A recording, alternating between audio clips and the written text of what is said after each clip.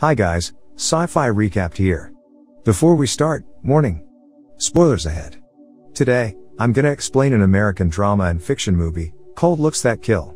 The movie starts by showing a teenage boy whose face is wrapped in bandages and uses glasses and a hat to cover his entire head. His name is Max. He is accompanied by his parents to do therapy with Dr. Clement. He says that he has a disorder that lies in his face which is too handsome, so that everyone who sees his face immediately dies, as well as the doctor who helped Max's delivery also died after seeing Max's handsome face. When Max was 2 years old, his family decided to move out of a city that is not inhabited by many people. Dr. Clement doesn't believe Max, instead he thinks that Max is depressed because of his past. A few moments later, the doctor dies after seeing Max's face. Then the police come and ask Max's parents for information, stating that the cause of death from the doctor was due to a heart attack, but the cause is still unknown to them. In the end, Max and his parents are allowed to go home by the police. At night, his parents invite Max's only friend, named Danny, to have dinner together at their house. While eating, his father tells Danny to take him out and find other friends, but he refuses because he doesn't want to kill other people with his face again. After that, Max asks Danny to hit his face with a brick, but Danny initially refuses. Until one time, Max intentionally drops Danny's cell phone, making him angry, so he hits Max in the face using the brick.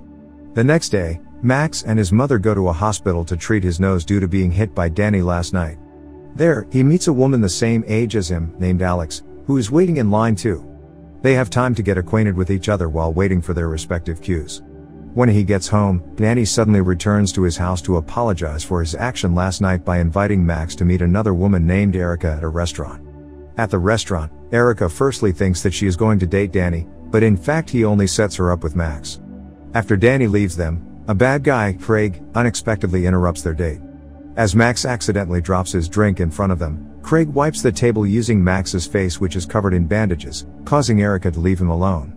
The next morning, he plans to jump into the river to end his life, but Alex happens to pass by there to prevent him from committing suicide. After that, she asks him to go to a nursing home and they spend time together there. After returning home, Max tells Danny about his experience with Alex. The next day, he decides to wait again for Alex near the bridge.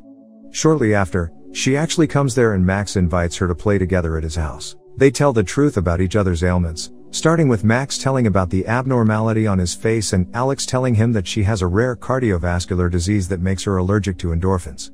Endorphins are hormones that are caused by certain feelings such as sadness or happiness, so that when Alex feels these feelings, it can cause inflammation which causes her heart to swell and the disease gets worse every day.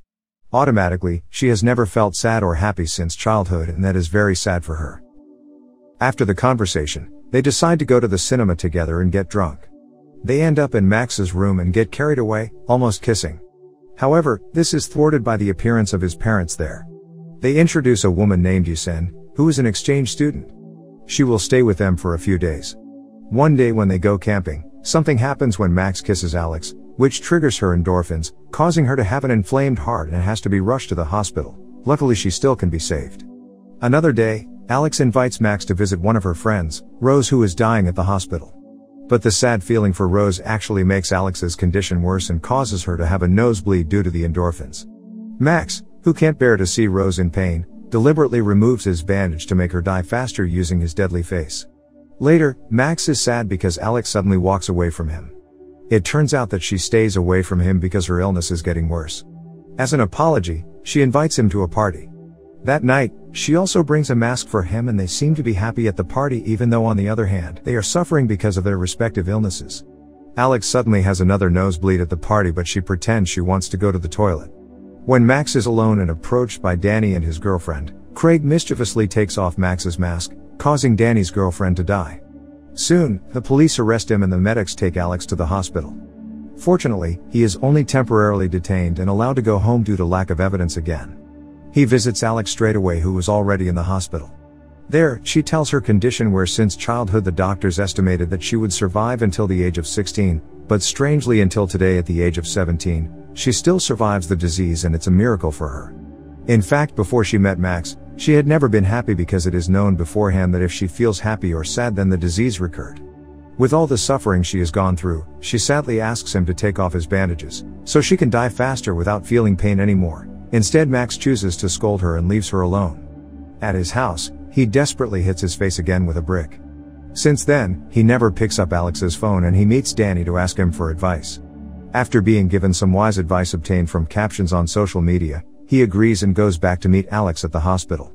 She says that she loves him very much and gives Max a few words. Max eventually can't bear to see her dying and he decides to slowly remove his bandage, so that she can die faster without feeling any pain. Surprisingly, his deadly face doesn't work on Alex and instead she instantaneously dies from the illness she has been suffering from all this time. After Alex's death, he continues his therapy and the case of Danny's girlfriend's death is closed because she died of an overdose. Besides then, he becomes an angel of death, granting euthanasia to all who request it. It can be concluded that these people die not because they see Max's deadly face, but because of a lack of sincerity and perfection of love. Subscribe to watch more videos like this, turn on notifications, and leave a like to help the channel out. Thank you for watching.